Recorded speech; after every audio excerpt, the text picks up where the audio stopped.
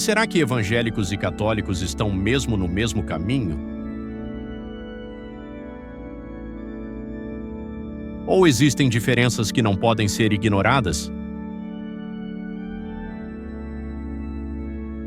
Hoje vamos expor os mitos, as verdades e os limites entre essas duas crenças. Fica até ao fim porque a resposta pode te surpreender. Antes de falarmos sobre as diferenças, é importante reconhecer que católicos e evangélicos partilham fundamentos muito importantes da fé cristã. Ambos creem em Jesus Cristo como Filho de Deus, como o Salvador da humanidade, e reconhecem que foi pela morte e ressurreição de Jesus que a salvação se tornou possível.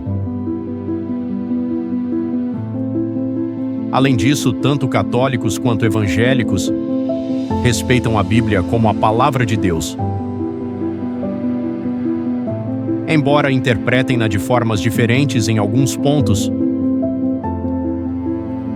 acreditam nos principais eventos da fé cristã: o nascimento virginal de Jesus, sua morte na cruz pelos pecados do mundo, sua ressurreição ao terceiro dia, sua promessa de retorno. Apesar das divergências doutrinárias que existem, é essencial lembrar que há uma base comum de fé.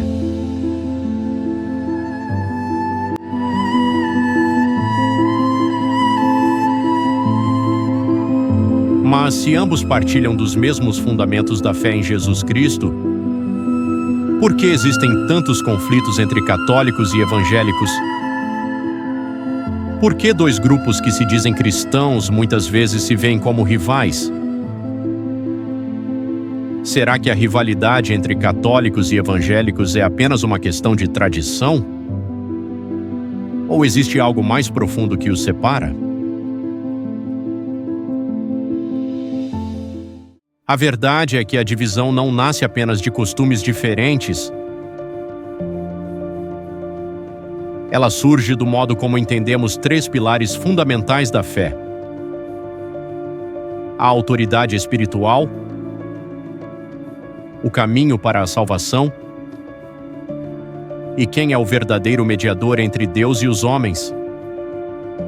Pense comigo. Se a Bíblia é inspirada por Deus e suficiente para nos ensinar tudo o que precisamos, por que buscar outras fontes de autoridade? Para o catolicismo, além da Bíblia, a tradição e o ensino do Papa têm peso de revelação. Mas o que a Bíblia nos ensina é que ela mesma é suficiente para tornar o homem de Deus perfeito e perfeitamente habilitado para toda boa obra. Será que a palavra de Deus precisa de acréscimos humanos? Agora vamos além. Quando olhamos para a intercessão, vemos outra diferença que separa. Católicos oram a santos, a Maria, buscando que eles intercedam. Mas a Bíblia afirma, sem deixar dúvidas, há um só Deus e um só mediador entre Deus e os homens, Cristo Jesus, homem. Se já temos um mediador perfeito, por que colocar intermediários entre nós e Deus? Será que confiar em outros mediadores não enfraquece a total suficiência de Jesus Cristo?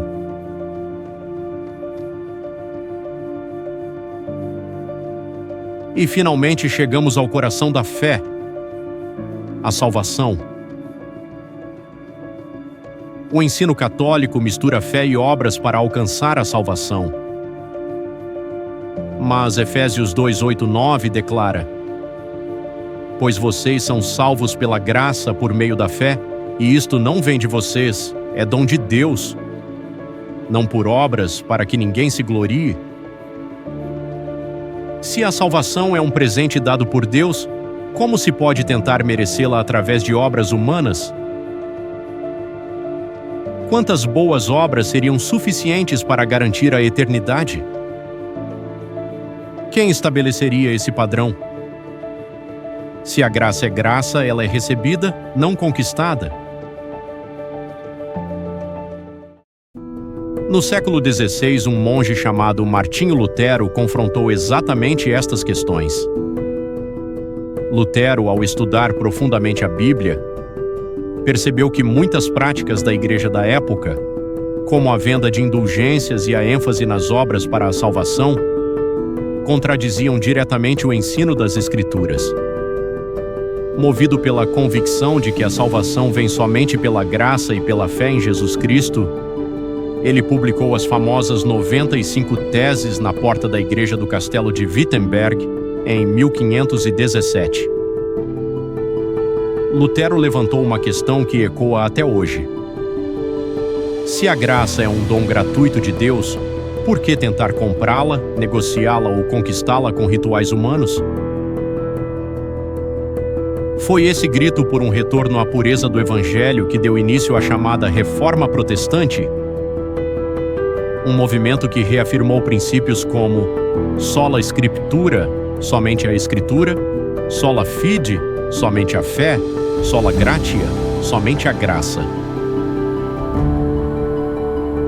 Estes princípios continuam a ser o fundamento da fé evangélica verdadeira.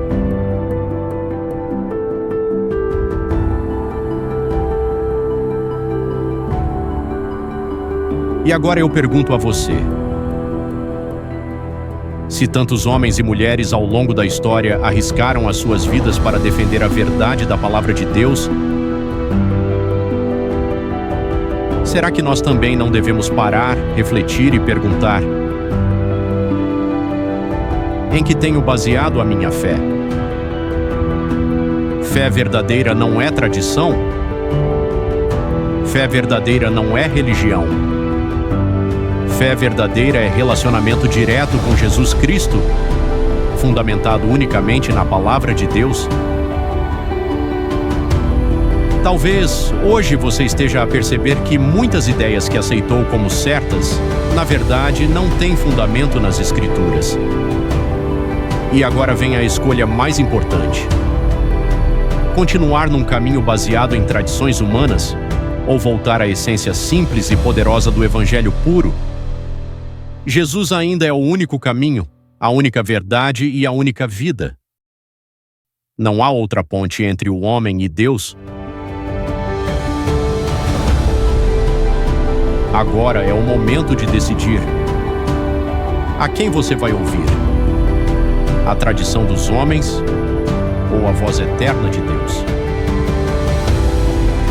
Uma geração chamada para voltar ao Senhor, para restaurar a verdade e viver a fé de forma autêntica.